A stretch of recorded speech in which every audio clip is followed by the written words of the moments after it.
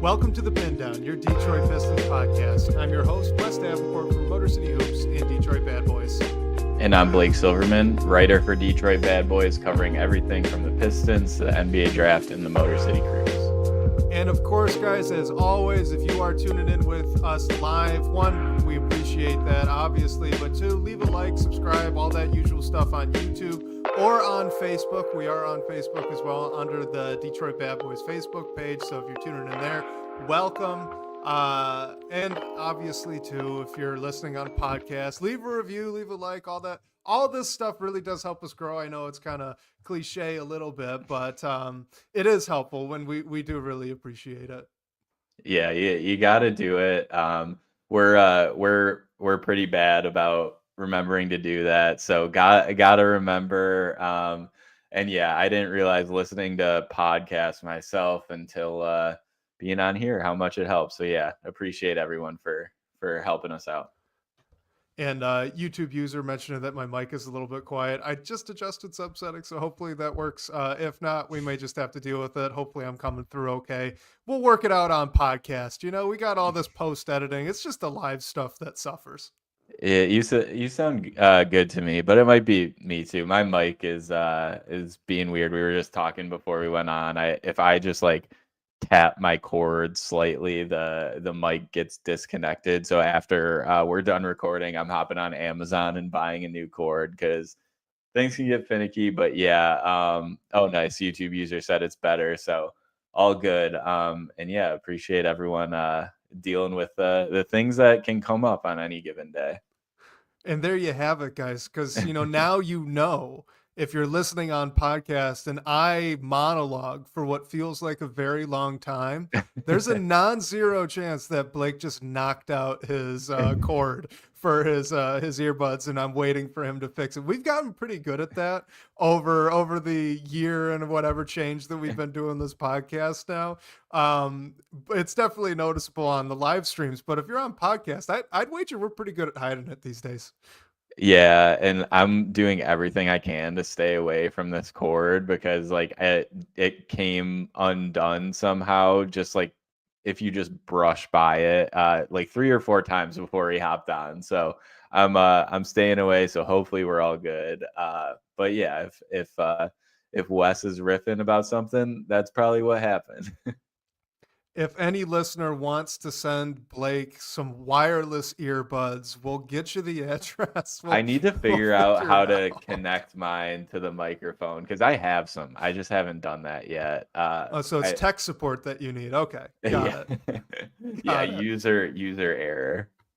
All right, well, let's talk some Pistons because we've had 3 pretty fun and exciting games. Pistons have gone 2-1. We're finally recording after a win here. We've kind of broken our streak of bad luck, but you got a game against the Suns, 125-121 that the Pistons lost. Honestly, the game was a little bit closer in final score than it actually was during the game, but regardless, they do go on. They beat the Rockets by 11 points, 107-96, and then they beat the Atlanta Hawks, which is kind of the opposite of that Suns game. It was 114-104, but that was not that close. The Hawks got to do a little run there at the end as the Pistons were coasting, just did not even want to put up a shot for the last minute and a half of game action. So we did get quite a bit of comments and questions here submitted ahead of time. And of course, if you're watching in the live chat, send in those questions as well. We'll get to those too. But with the past, week or so of Pistons basketball, Blake, where do you want to start? What stood out to you?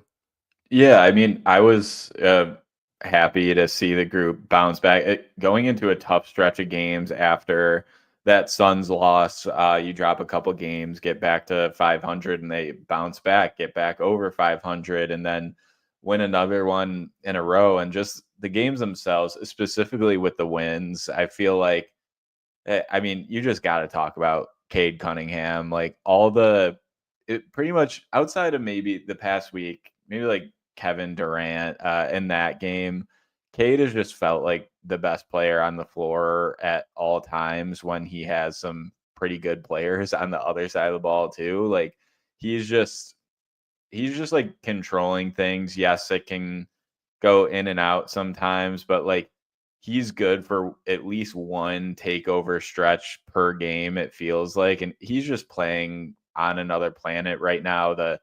all-star starters were released this week, and Cade wasn't one of the guards, which I'm not shocked with. I'm almost for certain he'll get in as a reserve with the coaches vote. But yeah, he's just like playing on another planet right now. So I feel like just any Pistons conversation, although there's a lot to talk about right now, it just has to start with Cade Cunningham because that guy is just incredible. Yeah, I mean, it's been insane to watch, especially these past 2 games against the Rockets and the Hawks. I mean, there have been Luka Doncic comparisons for Cade Cunningham since he was at Oklahoma State. And, I think both of us have kind of hesitated with some of that because Luka is an unreal talent. And not only is he unreal now, but he was this level or nearly this level of good very early on in his career. And that's just such a hard standard to live up to. But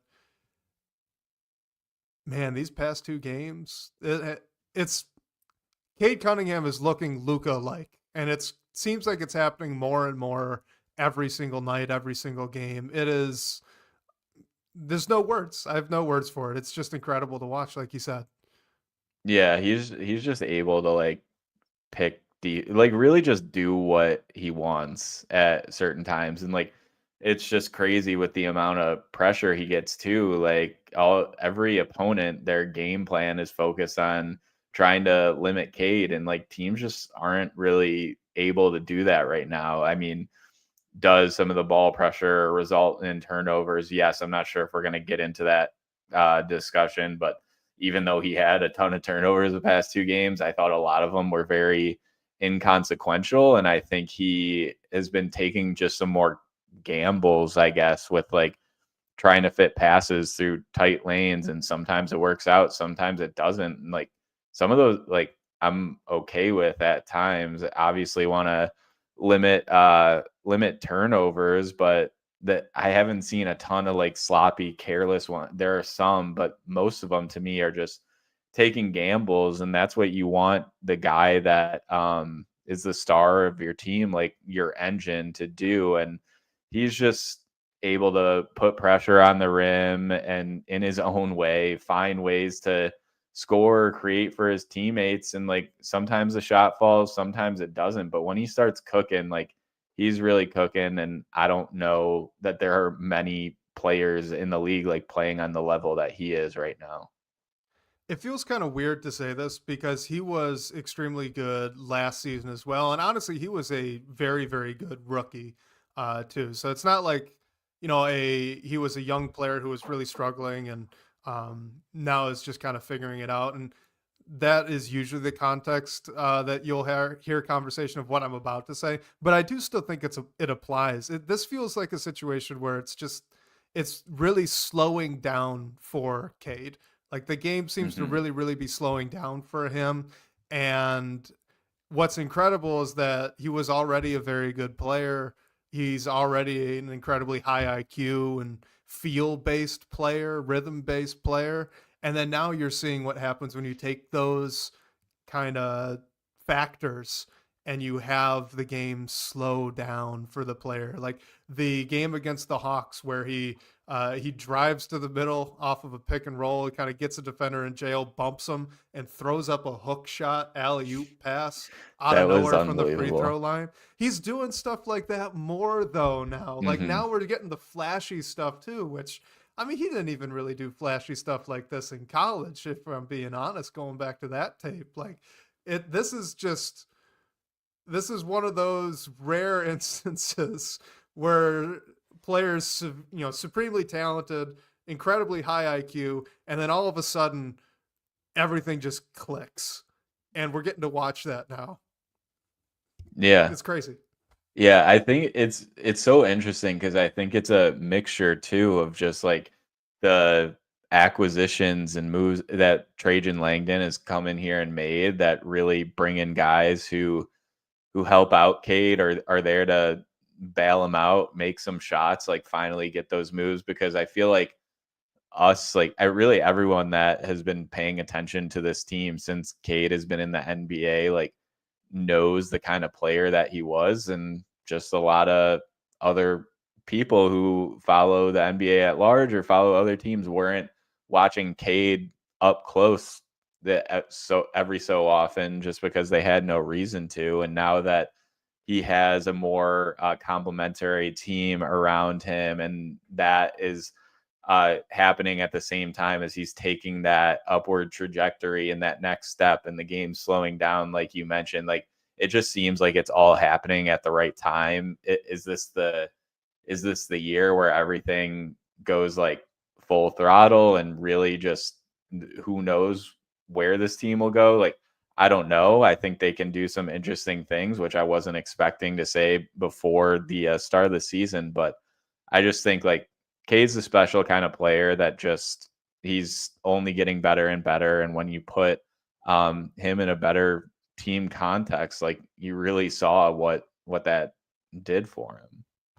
And Mark brings up a good point here. He says that Cade knows he's the guy now, and he's got the confidence and ability to show it. I think that's another really good point too, because this is year 4 for Cade. Not only are things slowing down, not only is skill wise has he improved over the course of the past 4 years, but he knows who he is. He knows what his role is, and he knows what he has to do, and he's got confidence in his ability to perform that function.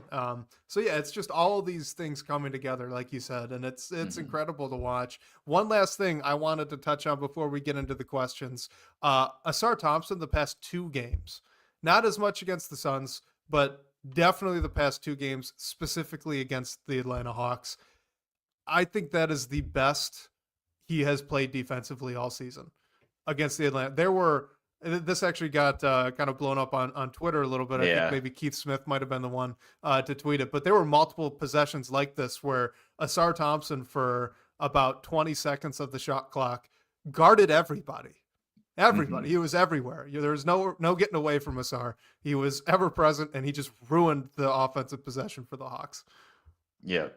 That clip that was going around was so fun. But yeah, I've enjoyed watching him, and I mean it was fun watching him play against his brother too. And Wes, you posted about it, how it really like stands out in those contexts, how they really are different players, which is so true. And it's hard to separate yourself from that. Like you saw how like Amen was creating for himself and had a good game against the Pistons, and Ausar is more of the like finisher, defend. And I mean, the one thing, I don't know if this is news, but the past couple games haven't given me any optimism that his shot is going to come along by any means.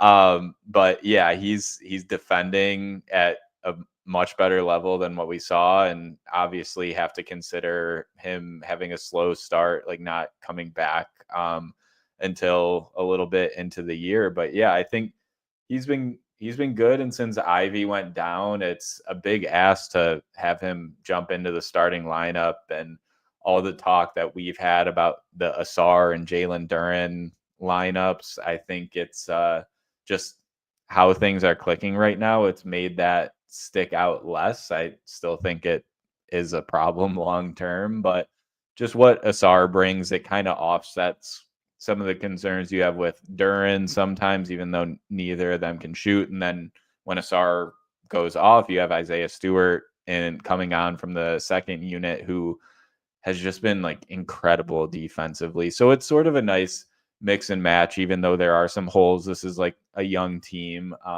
But yeah, Ausar's been fun to watch. And I mean, 7 for 9 from the field against the Hawks, and one of those was a 3 that he missed badly. Like, that's a really solid game.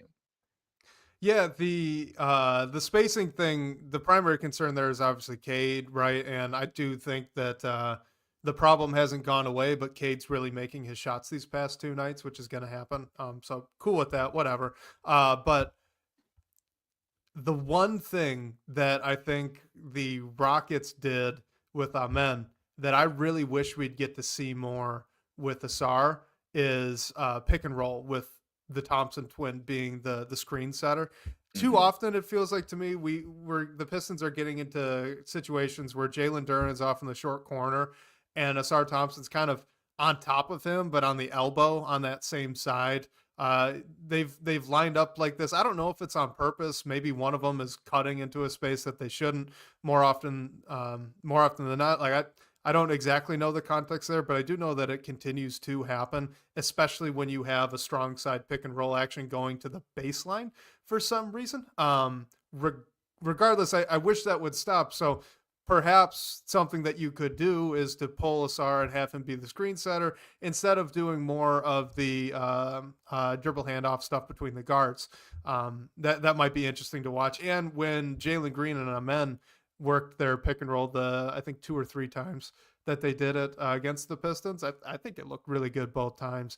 I mean, Ausar Thompson, he's a very good reader of the floor. He's not a great active dribble passer, but if you get him the ball as as in the short roll where he can kind of set his feet and read, I think he'd be really good at that. So that is something that I do wish we could see a little bit more.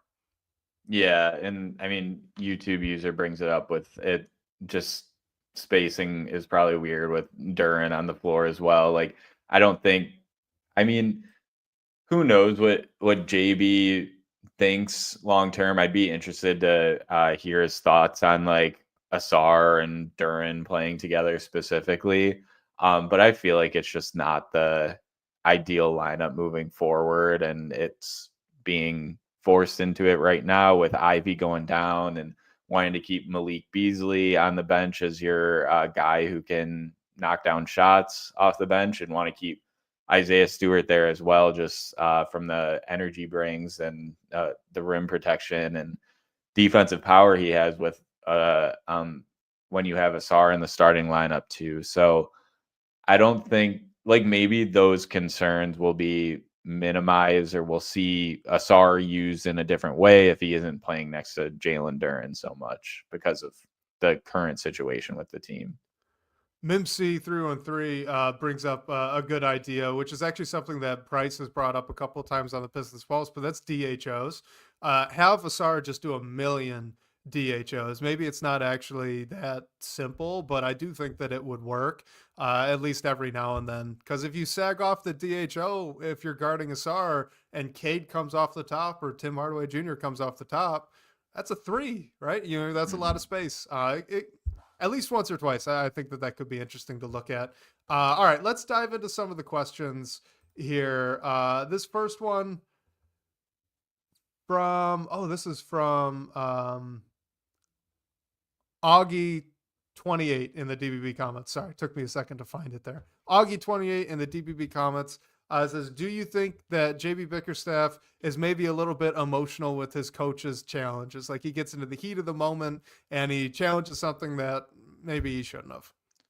Yeah, I think Augie brought up the challenge in the Hawks game where Cade like grabbed Trae Young's jersey. I think it was Cade at least. And there was that challenge. I'm interested to hear what you think, Wes, because I haven't noticed this in particular. I mean, maybe sometimes you could disagree and think maybe you save the challenge or just don't worry about an inconsequential call. But I mean, I've definitely I think the Pistons have a challenge guy that tells JB yes or no, and obviously JB's the final decision maker, but I think they've been pretty good at least taking that time. So I don't know. This hasn't really stood out to me. I might start to pay attention to it a little bit more. But overall, I think there is someone like on the bench telling JB like do it or no, let's wait on this one. Yeah, there is. I believe anyway that every coaching staff does have a designated like assistant coach that just kind of watches the replay and tries to give the head coach an idea of what to do.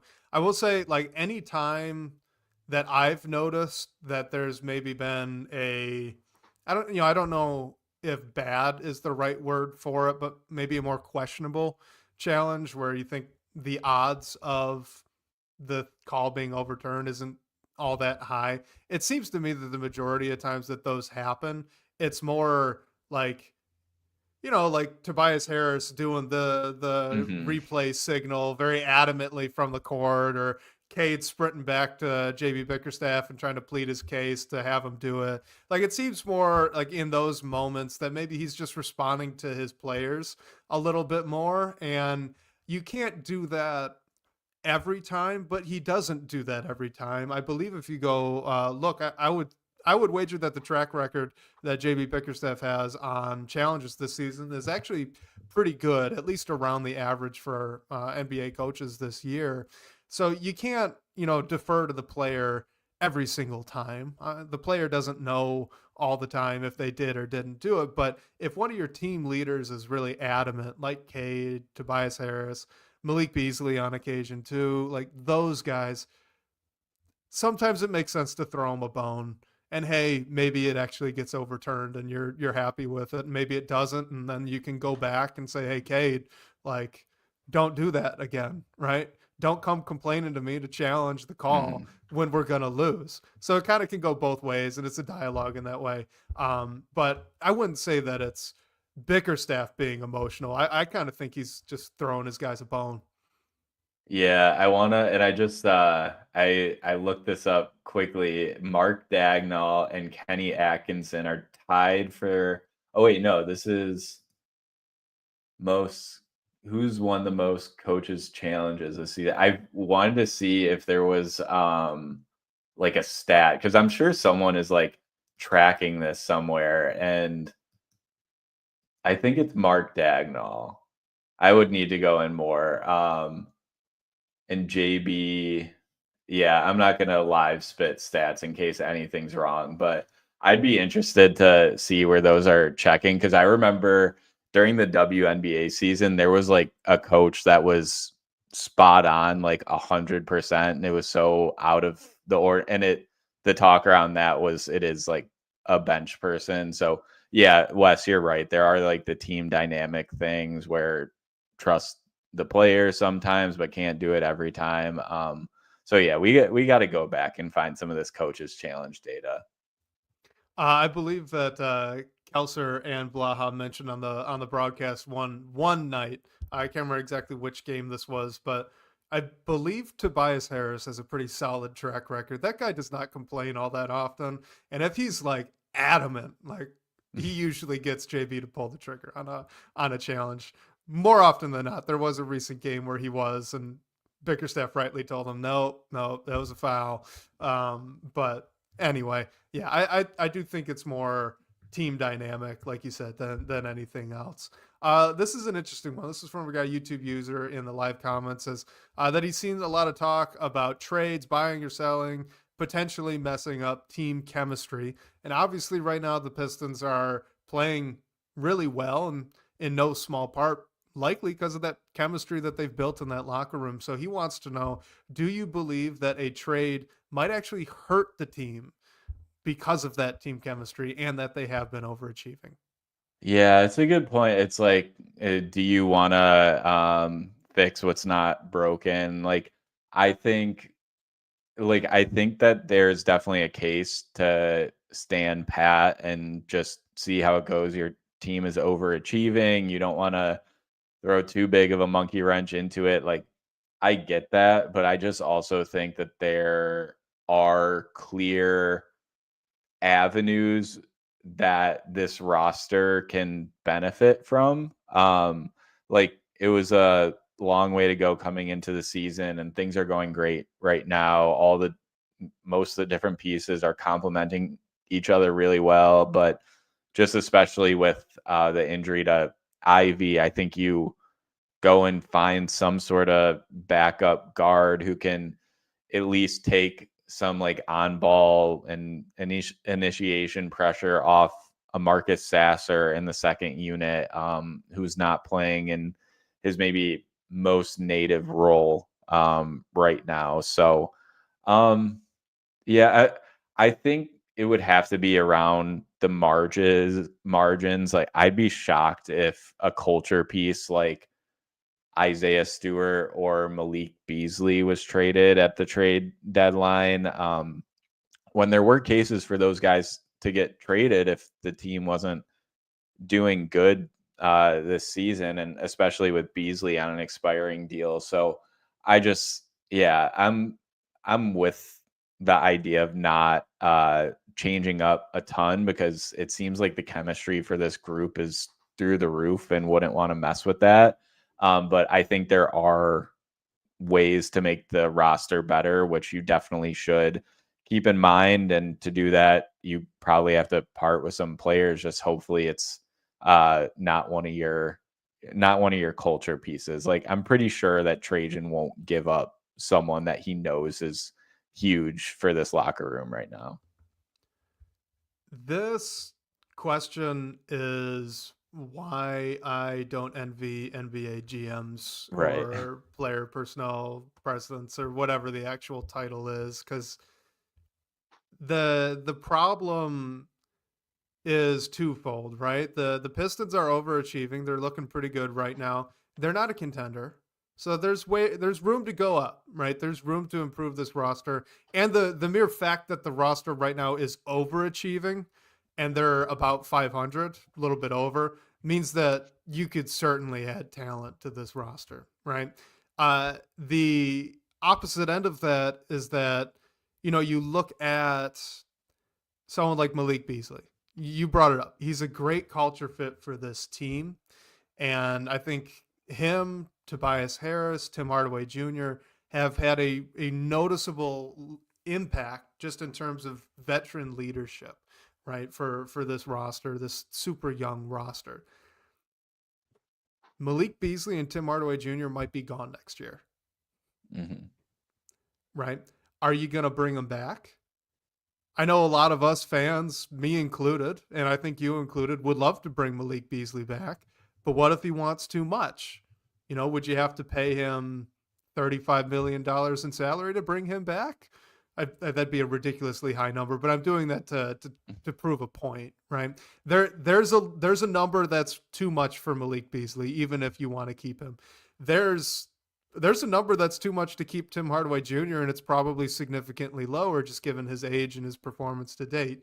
Like, you've got Tobias Harris too. Like I said, he's made a really, really big impact. If you want to go and get like a massive contract, right? Say you did want to add like Bradley Beal as the third team in that Jimmy Butler thing. Let's say you did want to do that. Bradley Beal's making $50 million. You would have to include at a minimum Tobias Harris and probably Tim Hardaway Jr. to pull that off. Like, now that's two really important leadership pieces from the locker room that are gone. And maybe Bradley Beal isn't the right answer, because you could make a debate about, is that actually an upgrade or not? But my point is that the challenging thing to weigh is that many of those veterans, including a guy like B-Ball Paul, whom MC313 brings up in the chat, like, that have been really valuable to this locker room and have played really important roles both on the court and off it, that are just not going to be here next year. Probably won't be here next year. And you need to upgrade the roster too. So what do you do? Right? What is the right answer? Do you sacrifice your team chemistry now and move a guy like Malik Beasley because you don't think you're going to get him on a reasonable deal this summer, and then you bring in someone back or maybe draft capital back? Like, what does that do to the locker room? What does that do to this season, especially if it's not a player upgrade? If you want to go and make a bigger contract move, like, now you're packaging multiple of these guys. What is that going to do for the locker room and the chemistry and the way that this ship is sailing right now through these smooth waters? Like, it's just an impossible question. I think it's an impossible question. I don't envy Trajan Langdon at all right now. I don't have a good answer for it. Yeah. And where the team stands right now, it just makes it so much harder, because it's a real question now. Like, if you are not certain that you're going to be able to bring back Malik Beasley next season, then you should probably think about moving him. But what will this team look like without just the player he is on the basketball court and everything he brings to this group? Like, you won't have the guy who's made like the most 3-pointers in the NBA this year off your bench, who can win you games at times and is also like huge for the locker room too. So it's a great point that it's such a difficult it's such a difficult call. I'd be really surprised at this point if like Malik Beasley was dealt. I mean, I don't know if any teams would want Tim Hardaway's expiring. Like, we'll see with that. I mean, I think the one name, honestly, and he's been playing a little bit better as of late, is Fontecchio. But we'll see. Like, he signed a 2-year deal. It's really small. Yep, the Italian symbol. So yeah, that's a interesting one. I'm sure there will be some move, but I feel like it won't ruffle too many feathers or be a huge like push your chips into the middle of the table for a big number player kind of deal. Yeah, and I think the real answer to this question is information that you, me, anyone listening to this podcast don't know. Yep. You know, because you would want to know the the character, the soft skills, the intangibles of everybody in the locker room currently, and anybody you'd be looking at bringing in, so that if you do lose a Tim Hardaway Jr., but say you are able to upgrade at the position, right? You wouldn't want to do that if it was going to be not a culture fit in the locker room. That stuff does really matter, and I think that we're witnessing how much that matters right now with this team's success. So you'd want to know all of that stuff about all these player personalities, and then at some point, you know, I guess you got to have confidence in JB Bickerstaff and Cade Cunningham and whichever guys, team pillars that you keep around to steady the ship once it gets rocked, so to speak. Mm-hmm. And of course, we can't know any of that. So I don't envy Trajan. I know I said that. I don't envy him at all. Let's stick on this subject though for a second and answer the unanswerable. Gregory 1988 says, "What would be one move you would want to make at the trade deadline if you were the GM?" So, you know, don't have to name players specifically if you don't want to, but what's one move or maybe a strategy that you'd employ? Yeah, so I mean, my first move would definitely be after what we were just talking about. Like, do you want to change up a ton based on how this group is playing right now? I would see if there's a way that you can use your open cap room and your open roster spot to bring in some additional draft capital.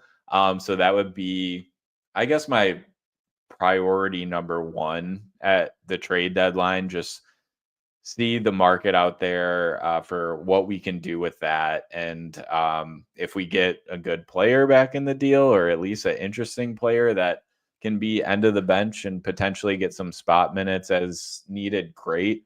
If not, you have the cap room, so you might as well use it.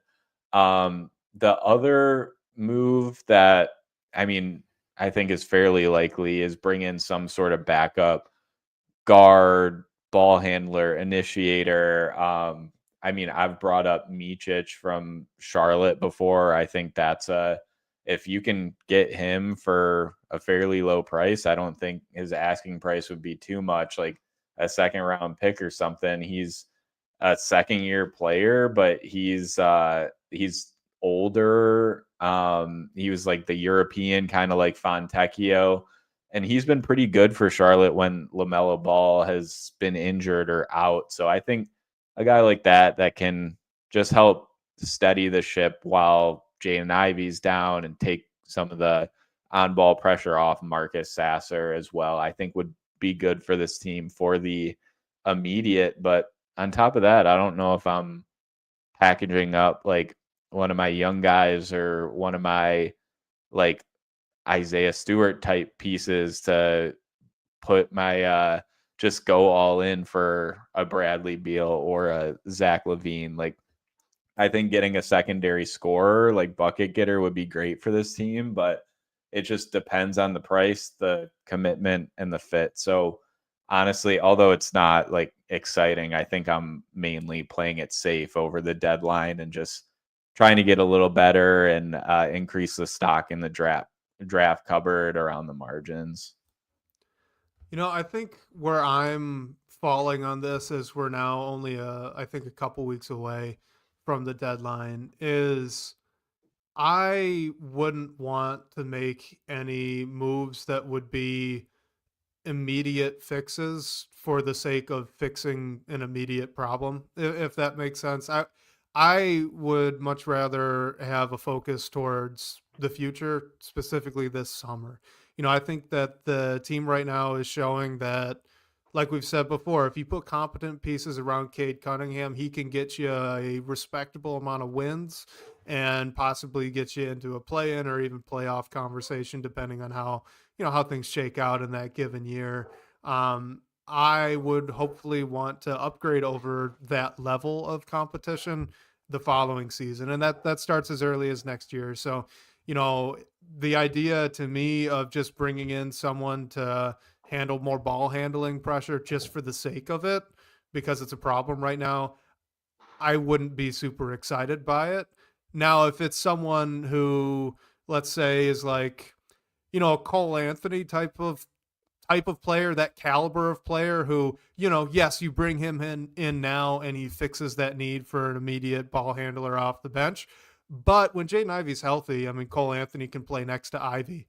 You haven't really lost anything. There's a future role there. And in fact, it may actually be a comparable role to Malik Beasley, so maybe it makes it a little bit more comfortable to move on from him. So things like that, I think, are where more of my focus would be. That would be true of getting, if you wanted to go after a number 2 scorer or someone of that level.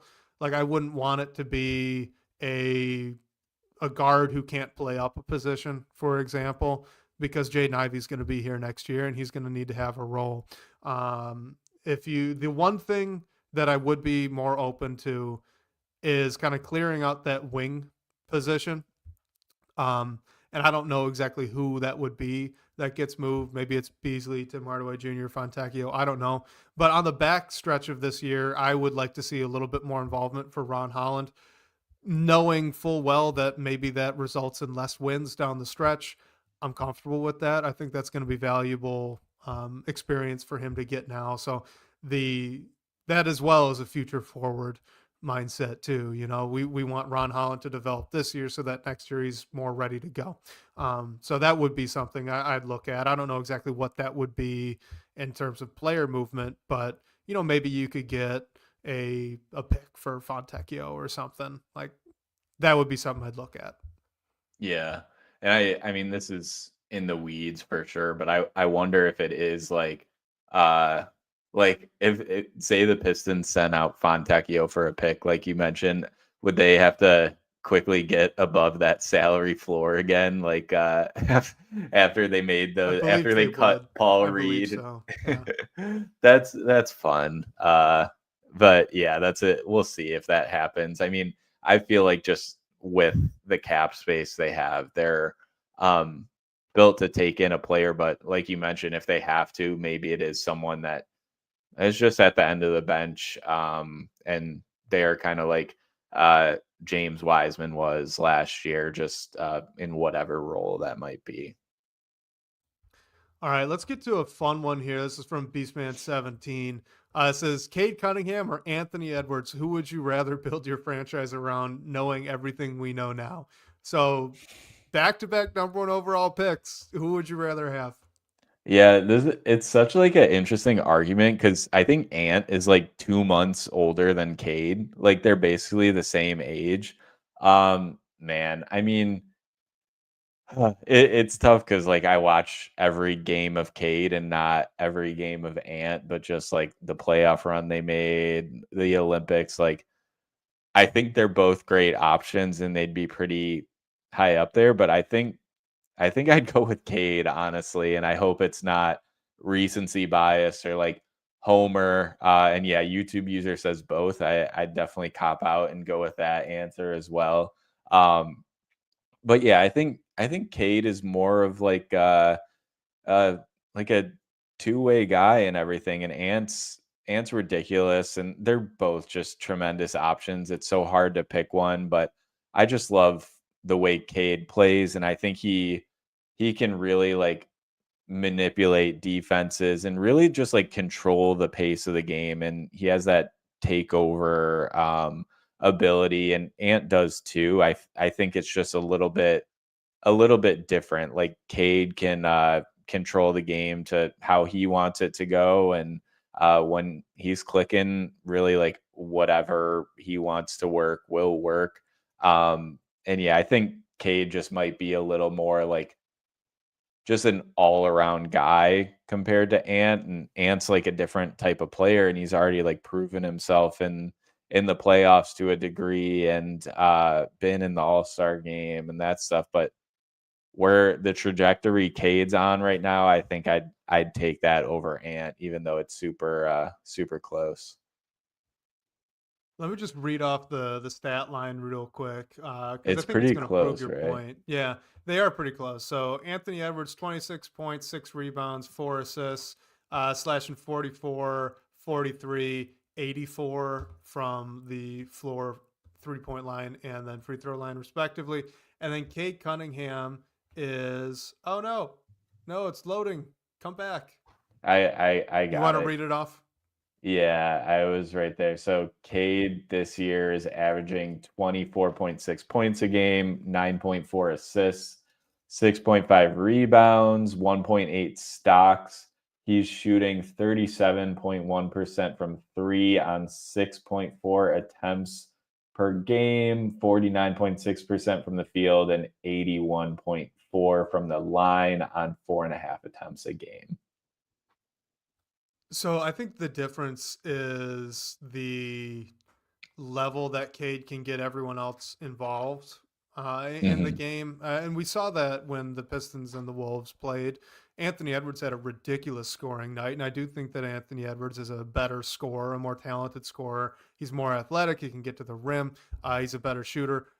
In terms of putting the ball in the basket, you'd take Anthony Edwards over Cade Cunningham, I think 10 times out of 10. Mhm. But the reality is that Cade's only averaging 2 points less per game. The efficiency numbers are very close. In terms of effective field goal percentage, it's only 2.5 points different, right? With Anthony Edwards right around 53 and Cade at 51 and a half. And the difference in assists means that in terms of points generated per game, Cade actually outpaces Anthony Edwards by 8 Mhm. because Cade's at 9 in assists, Anthony Edwards at 4. Conservatively, you say that that's 2 points per assist, right? And then the 2-point difference in points per game margin. So, look, I think that Cade is the better guy to build everything around because you can use him as a hub, whereas certainly Anthony Edwards is a better number one option, better number one scorer, right? But I just don't think that the impact that he has on the rest of the team is nearly as significant. I think it's close. I'm with YouTube user. They'd be great together. That'd be a Yeah. lot of fun. That'd be a lot of fun having them together. Yeah, it would be a fun, like, I think one thing that's come out at least more to the limelight with this stretch that Cade's on is like how competitive he is. So that backcourt of Cade and Ant, like, you wouldn't want to mess with that. Like, we'd get some funny clips from that of them just like jawing at the other team, because love that about Ant, and now like love that about Cade, and how you're like seeing that more. It's sticking out more. So yeah, that would be so fun. Mimsy 313 brings up an interesting thought. It says, as part of this, that the team is built more for Cade than the Wolves are built for Anthony Edwards. Would love to get your thoughts on that, but I don't think this team is really built for Cade Cunningham all that well. So my answer to this is still no. Yeah, I mean, it's interesting because last year, like, the roster was just not good, to put it lightly, and you see what a few strong acquisitions do. Um, but yeah, I think it's weird because the Wolves like went and made the moves that they did, and they like took them into a different spot, and then they have made some questionable moves as well. So like, I think, and you can piece things together around both of them, I think, but uh, when your lead guy, like, they need spacing, they need defenders around them, and with Minnesota, it's kind of interesting because you don't have Cat there anymore, but you had this two big lineup before that. You have a defensive player in the year and just like a really good defensive base alongside what Ant gives you on offense. I don't think Cade really has that right now, but it's definitely like playing a bit to his strengths more. So yeah, the Wolves are just such a weird one to go and look at. Yeah, they are. They really are. And someone in the chat brought up the CBA and how that's all. I mean, that's exactly what's going on in Minnesota, right? So Yeah. let's go to this was an interesting one. With Cade being a near lock to make the All-Star game, and I agree with that. I think you agree with that too. He's starting to get more All NBA buzz. So Gregory 1998 says, "Could you select your All NBA teams right now?" And I have to say this is an incredibly difficult question because of that 65 game minimum rule and who's in and who's out for all of that stuff. But take a stab however you would like. Yeah. So I think where I initially went with this, and I think like Wes, you bring up, it's hard to put together 15 names right now when you don't know who everyone is going to be eligible. I think the big ones that might and probably will miss it already are Embiid and Luka Doncic.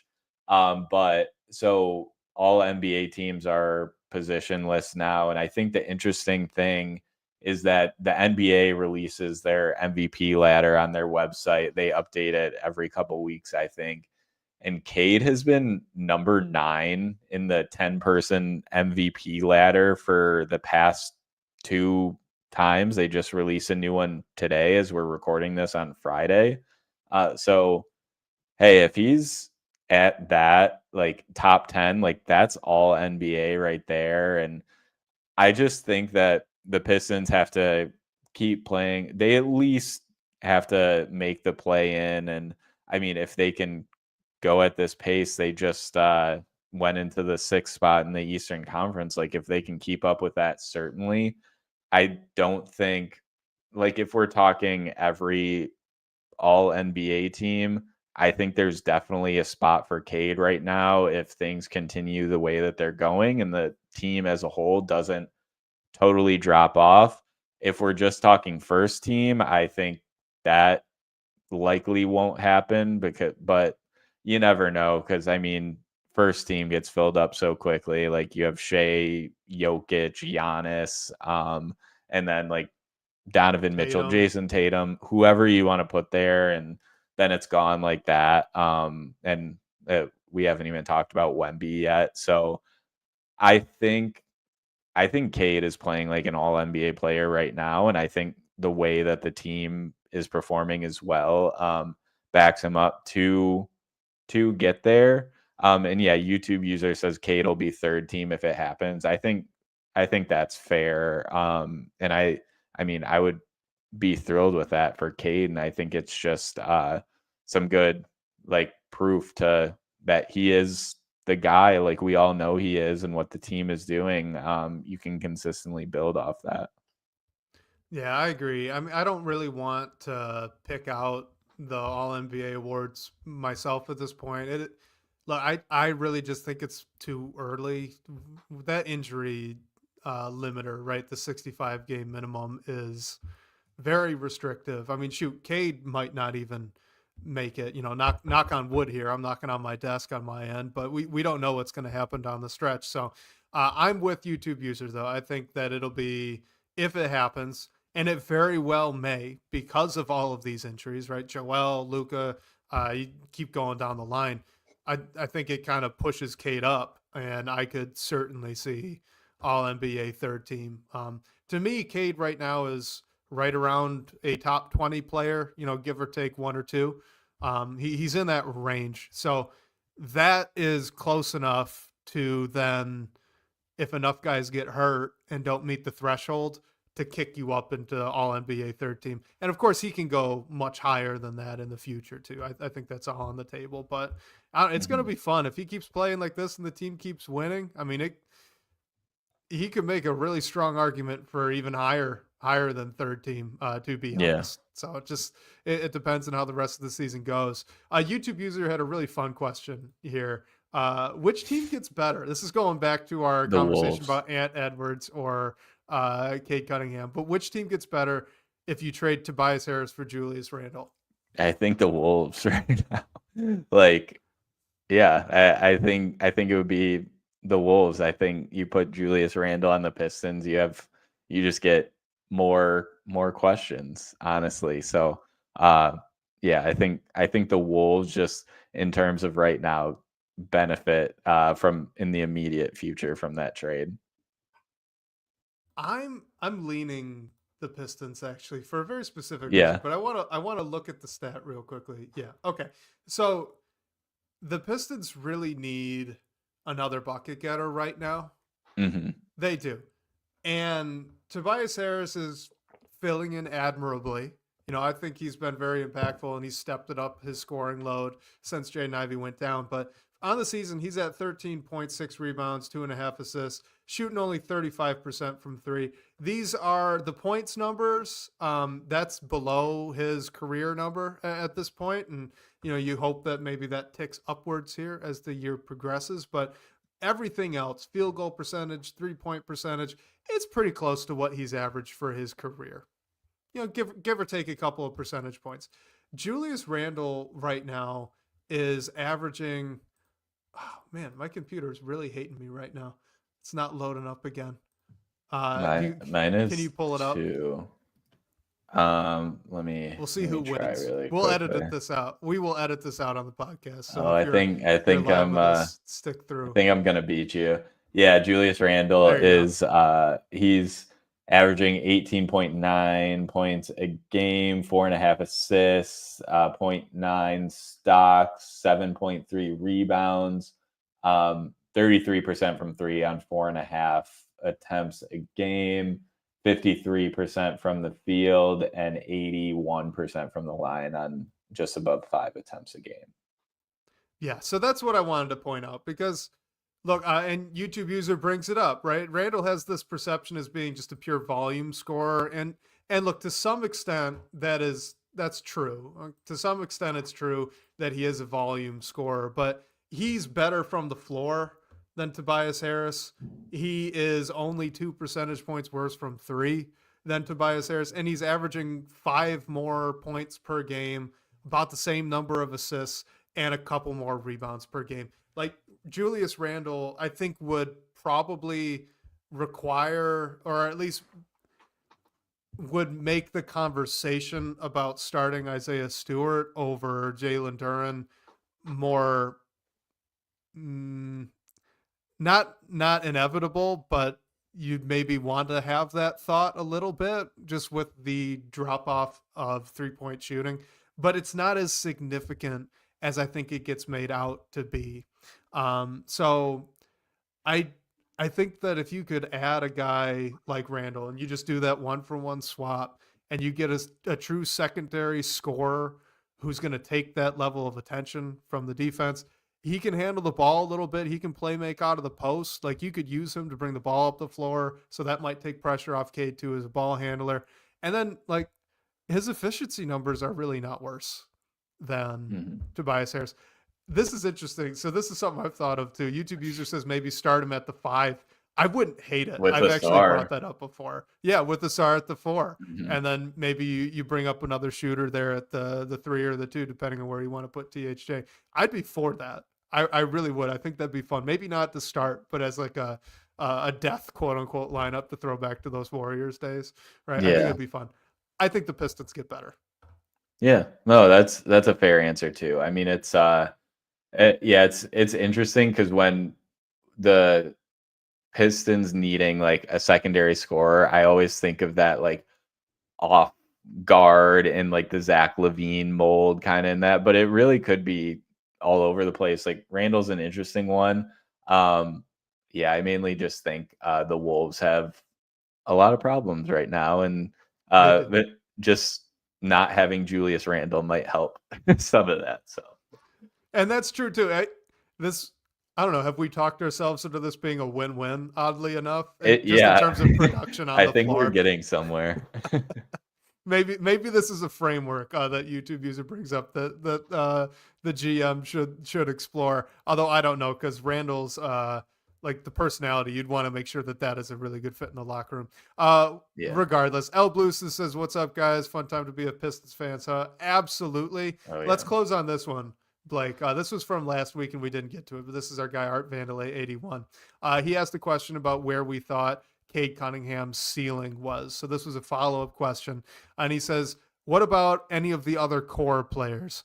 What do we think that their ceiling is right now? So looking at Jaden Ivey, Ausar Thompson, and Ron Holland. So let's just focus on those three. What's their ceiling?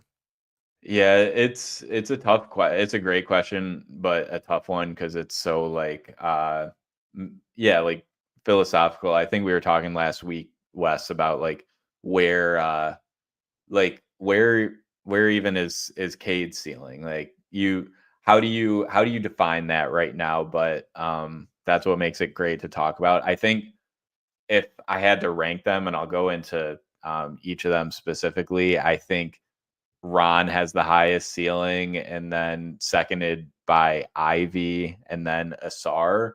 I think Ausar still has a super high ceiling. I just think that he might play a specific role as a defender, play finisher. Maybe you can use him in interesting ways in different screening actions, like you were talking about earlier, Wes. But I just don't I see him as Ausar as being a really useful player for any team, really. I just don't think he'll ever be your first, second, or even third option offensively, which makes him play a very specific role, an important one.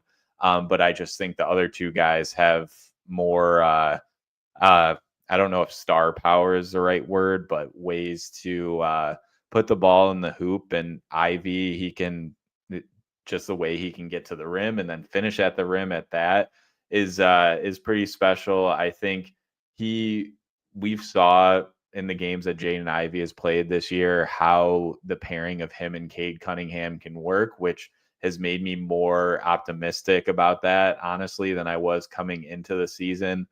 The injury, although it stinks, I'm not concerned about it in the long term. That doesn't make me take anything away off of what I think Ivy could become. And then Ron Holland, I didn't think he hasn't figured it all out by any means, but I was not expecting him to provide the impact in his minutes that we've seen him coming into the season. I think his shots look pretty good too.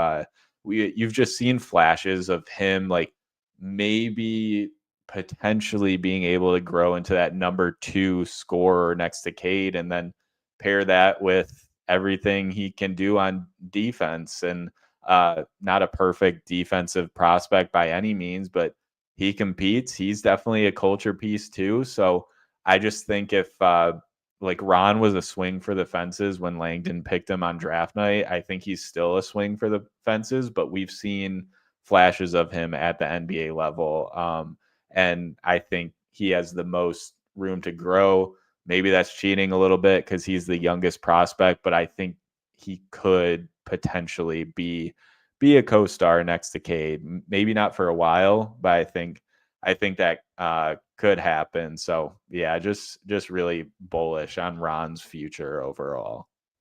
I am too. I think ranking these three the way that you did is it brings up something I don't know, kind of interesting with how this ceiling discussion evolves over time, right? Because look, I'm right there with you with the Ausar Thompson. I think I'm at the point where I'd be pretty surprised if he ever averaged more than 15 or 16 points per game. And that's not a detriment to him. I think he's going to be an incredible player and an incredible piece for this team. What he can bring defensively, what he can bring as kind of a connective passer in the half court and as a scorer in transition, things like that, I think are really, really valuable and worth investing in. So he's a guy I personally very bullish on Ausar Thompson and the role that he can have next to Cade Cunningham as maybe a fourth or fifth option on offense, but just an incredible impact defender out as a forward. So That he would be either second or third, right, for me in that list.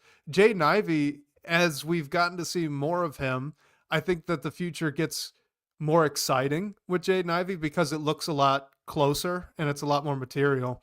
But we have learned a lot about Jaden Ivey. I don't think he's a 30 points a night guy at any point in the future. I don't even know if he really wants to be that kind of guy. A name that continues to come up to mind for me watching Ivy this year before he got hurt was kind of like Baron Davis, like just a physical big combo guard who scores, but Davis never really got above 21 or 22 a night. Like that might be a cap on Jaden Ivey too and it's not a detriment, right? It's not a detriment. That's still a really, really good player, but it's just as we continue to see more of these guys and we start to assess and see more of the limitations that they have and the players that they are, then the ceiling starts to drop a little bit. Now, why I find this so interesting is because watching Ron Holland this year, there's not a limiter. Mm-hmm. We haven't seen a limiter yet.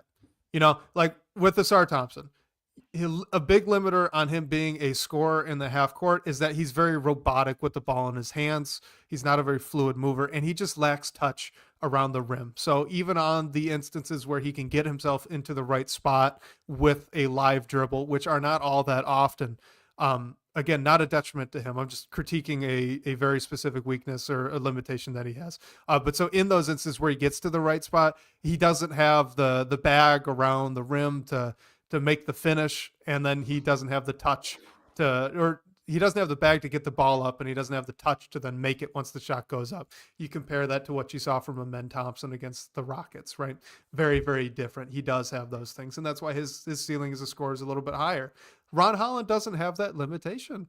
Yeah, that handle's loose, but it's fluid. He creates space. He made someone fall against the Hawks, and it was what he did afterwards was ugly, but he still did it, right? He still did the thing. So he's got that. His touch around the rim is fantastic. The creativity of his finishes has surprised me pretty often so far this year. I think his movement getting downhill has been impressive.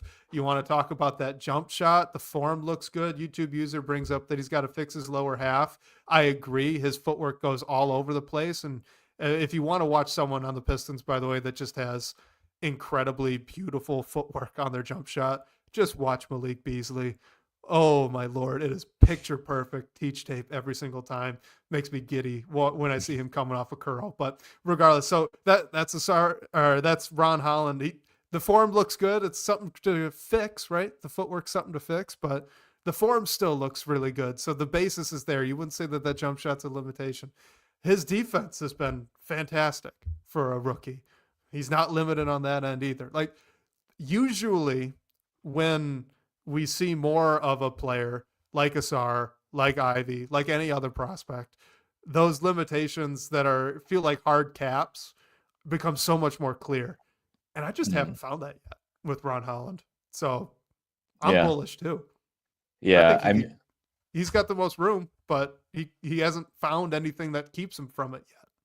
Yeah, the thing was the shot, and that's looked better than expected, honestly. And like the other big thing, like coming out of his pre-draft season was the decision making, the turnovers, and I think he's just in a much better situation where he's not just being thrown to the wolves and having a ton of those like the team he was playing for at G League Ignite didn't have a point guard, so that's why it was so interesting. And maybe he fell on draft boards a little bit. Like a lot of people had him up there, and a lot of people didn't. And a lot of people didn't see it. So yeah, I think it's a great situation, like playing on a team that is competing like this and carving out this important role for himself, because it can only grow. Like I rewatched the Rockets game today, and they flashed to the Rockets bench, and I saw like Reed Shepherd there, and like Houston's a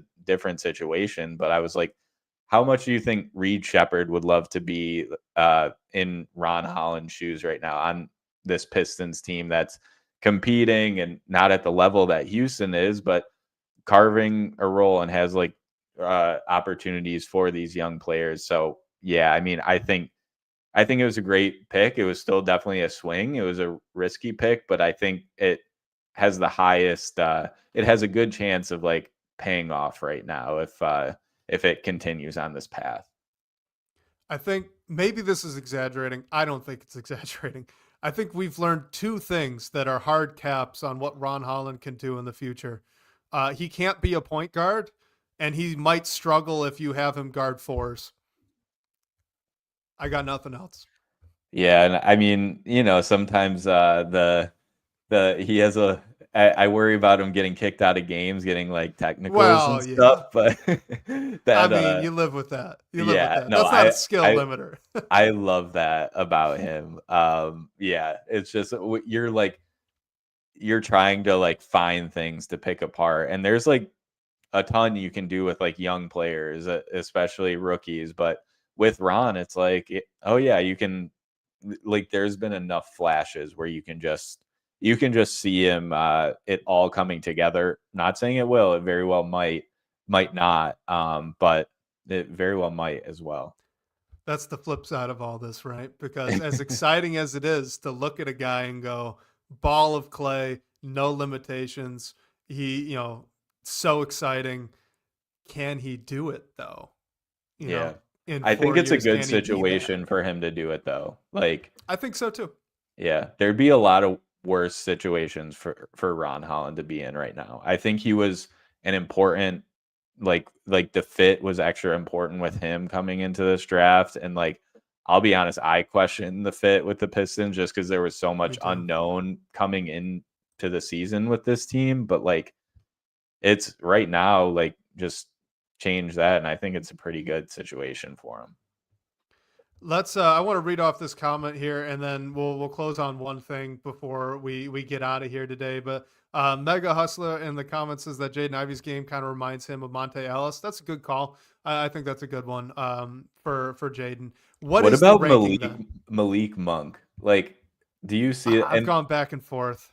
Yeah, like I feel like Monk gets like he shot out of his mind for a few years, but I think like the past few seasons at Sacramento, and I mean Monk's come off the bench, like who knows what Ivy will be long term, but sometimes I think about that one and I'm like, what if Jaden Ivey's just Malik Monk?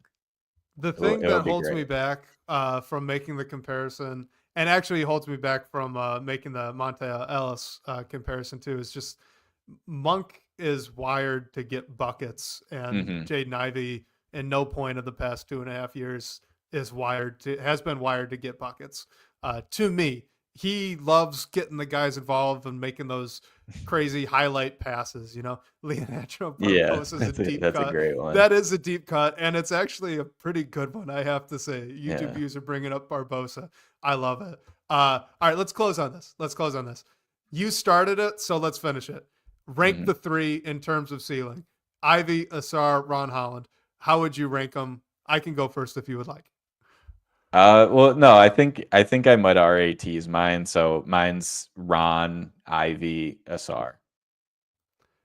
I think I would say the exact same, though flipping Ausar and Ivy, I would understand.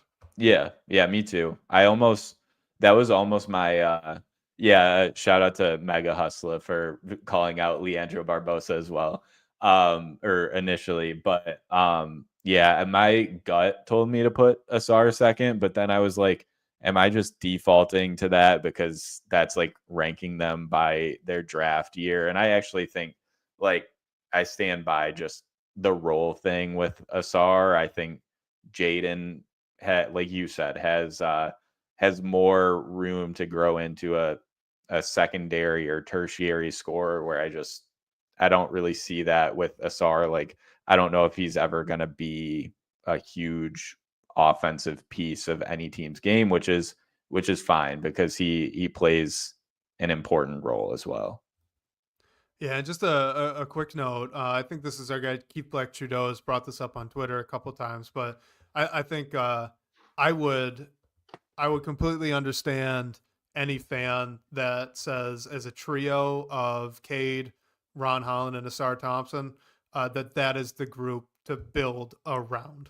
Yeah. And that you would want the other two positions in the rest of the roster to fill in and fit really well with that. Because in just in terms of, you mentioned the role that the guys would play and the value that would be. Like, I think that in pure ceiling, Ivy probably higher than Ausar Thompson, but the type of player that Ausar Thompson could be may just be a little bit more valuable.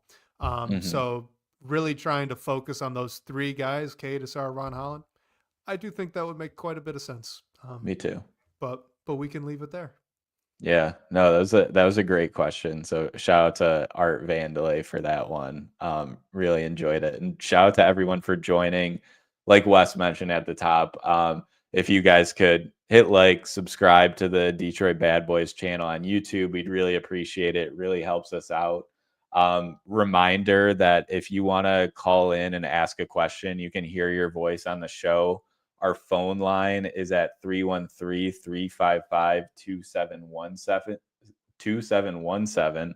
And special thanks to Sean Corp, the managing editor of Detroit Bad Boys, for supporting the show. And shout out to you guys again for all the great questions and talking points tonight. We'll catch you next week, whether on your commute or live with us on YouTube. We can't wait to talk more Detroit basketball with you all.